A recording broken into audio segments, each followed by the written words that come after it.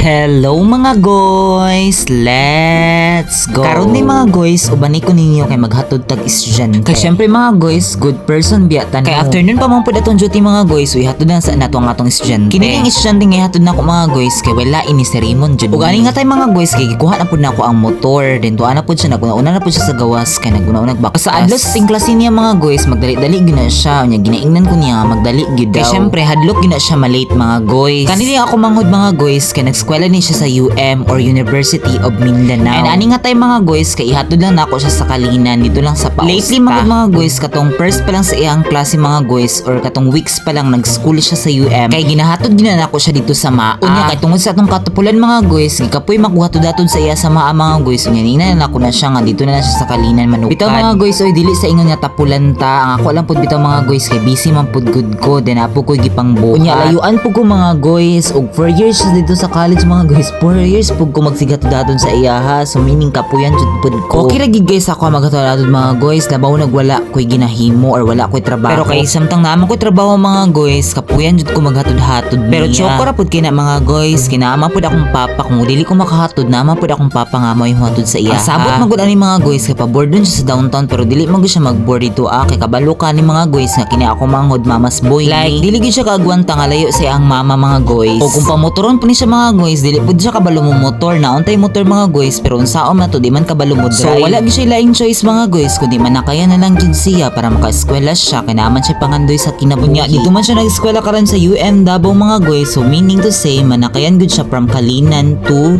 downtown. Nga po ko i-shout out nga idol mga guys. Shout out din ako si RJ Perales mga guys. Very idol kay ni sa larangan ng volleyball. First crush ko ni sa barangay Salaysay. Crush good guys kana bitaw gina-idolize good. Ug ako pa ring i-shout out si Artemio Uloy. Idol po kay na siya sa volleyball mga guys. Kanagay siya mga guys kay lefty attacker din na siya sa volleyball. Also very good skin na siya sa larangan ng volleyball. Ug ako pa ring i-shout out si Yana Uloy. Mangod na siya ni Artemio. Pero naka-jersey na siya pama. Syempre kay nag-video ta maulawon kay na siya sa video. Anak ko pag-hi ni tago no. Ug syempre shout out po nato ang pinakagwapa sa Salaysay si Shana Tobias. Diba? Sobra ka pretty ana. Mga guys, oy let's back to the topic. So karon mga guys ni agi na pud mi diri sa barangay Biawak. Ang among lugar manggod mga guys kay moagi pa og pila ka barangay paingon sa Kalinan. Ug sa Kalinan kagikan mga guys kay moagi pa kag barangay Talumuri. Sunod din kay barangay Biawakin mga guys. Sunod na dira ang Talanda. Ug kung base natingala mo mga guys nga wala ko nag-helmet ani unya nagkalo lang ko kay tungod badlungon manggod ko. Bitaw mga guys oy pagukod lang gud mo sa pulis. Char.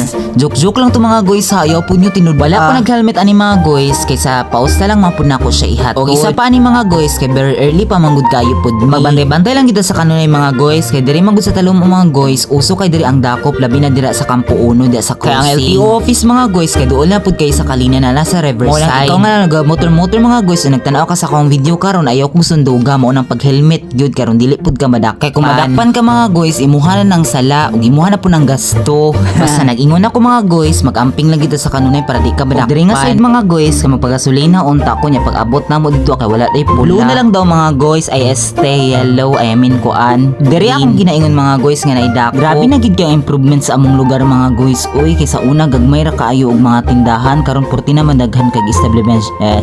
I mean mga establishment good mga guys awa di ano ko kalik. Like sa una gagmay lang ang mga tindahan mga guys karon kay dagko na kaayo. Grabe na gid kay pag-improve karon sa ato ang country pero pobre gihapon. Pobre gihapon og dili ato na ma-question kay daghan mag-corrupt. Shout out day ko sa mga corrupt dira pagbantay-bantay mo kay basin ano mo. Kanang mailisan mo sa pwesto ba ana good basin ana oy. Mao na kung corrupt ka undang ina kay daghan ba kay observant no. Syempre di lang ta magtakil anak basin masakitan na pud. Bitaw mga guys oy karon day mga guys kay naa mi hapit diri sa Pausta may tawag ani diri ana Iglesia ni Cristo then pagkatapos unahan ana kay Latsna then pagkahuman. And syempre tama pagwapo lang sa Raymond then while nag-atang na siya og pedicab. Mao ni hang rule as student sa youth. Magsige na lang siya para. Ikaw mga guys oy diri lang sa kutob ang akong vlog. Daghan kay salamat sa iyong pagtan-aw, pag-react, pag-share ug pag-comment. Pag-amping mo sa kanunay mga guys inubanan sa pag-ampo. Dayon ta sa ato mga pangandoy. Let's go. Bye.